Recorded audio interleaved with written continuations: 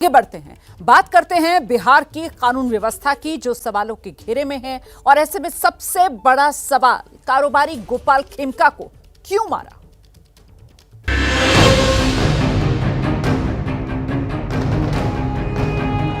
साफ संदेश है कि अपराध और अपराधियों से बिहार सरकार कोई समझौता नहीं करती।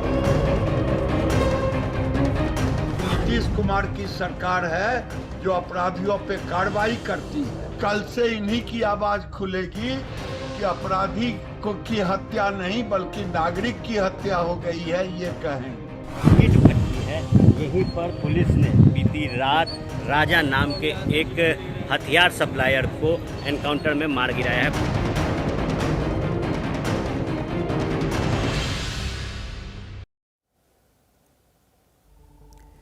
4 दिन पहले 4 जुलाई की तारीख थी। कारोबारी गोपाल खेमका की गोली मारकर हत्या कर दी गई थी बिहार पटना में।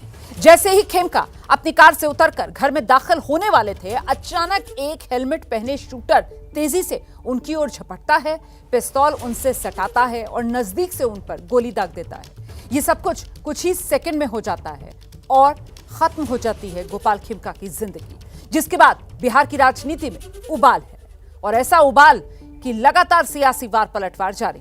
लेकिन पुलिस और नीतीश सरकार ने अब राहत की सांस ली, क्योंकि पुलिस ने 2 आरोपियों को गिरफ्तार कर लिया है। एक आरोपी को मुठभेड़ में मार गिराया गया है। गोपाल खेमका हत्याकांड के आरोपी विकास उर्फ राजा को पुलिस ने मार गिराया।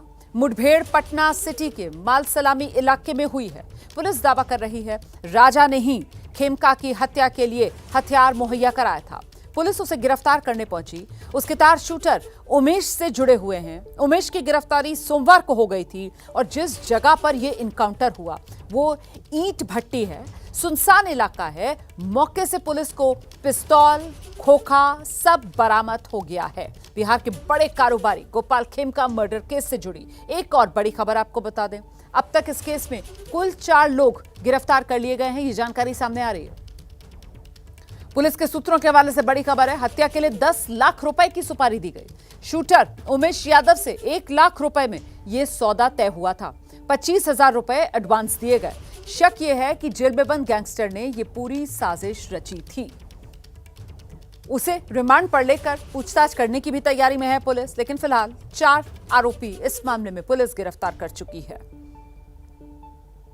इस वक्त हम पटना के मालसलामी इलाका में मौजूद हैं और देखिए पटना सिटी के गंगा तट पर ये जो ईंट भट्टी है, यहीं पर पुलिस ने बीती रात राजा नाम के एक हथियार सप्लायर को एनकाउंटर में मार गिराया है। पुलिस की जो टीम है यहाँ मौजूद है और यहीं पर बीती रात जो कार्रवाई है वो पुलिस की तरफ से की गई है। और यहीं पर राजा नाम के अपराधी के छुपने की जो जानकारी थी पुलिस को मिली थी, जिसके बाद पुलिस ने यहाँ पर कार्रवाई की। जब पुलिस की टीम यहाँ पहुँची तो यहाँ पर राजा की तरफ से गोली चलाई गई, फायरिंग किया गया और उसी मुठभेड़ में पुलिस की गोलियों का शिकार राजा हुआ। और देखिए जो मार्किंग है वो पुलिस की तरफ से की गई है, ए मार्किंग, बी मार्किंग, और यहीं से जो घेराबंदी है की गई है। इस घेराबंदी में ही गोली लगने के बाद जो राजा है वो गिरा था।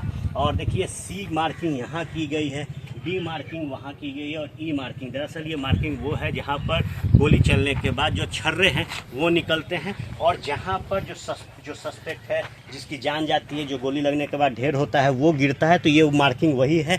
देखिए ये एक पूरा जो ईंटा भट्ठा है कई दिनों से बंद था। यहीं पर राजा के छुपने की जो जानकारी थी वो पुलिस को मिली थी। खेमका हत्याकांड मामले में पुलिस अनुसंधान करने में लगी हुई है। हर तथ्यों पर जो जांच है वो कर रही है। और बीते दिन ही एक शूटर जिसको पुलिस ने गिरफ्तार किया, जिसका नाम उमेश है, उमेश द्वारा जो जानकारी दी गई उस जानकारी के तथ्य पे ही पुलिस यहाँ पहुँची थी जहाँ राजा छिपा हुआ था। और यहाँ पर पुलिस ने जब राजा को पकड़ने की कवायद शुरू की गई तो राजा की तरफ से फायरिंग किया गया और जवाबी कार्रवाई में पुलिस द्वारा किए गए एनकाउंटर में राजा ढेर हो गया।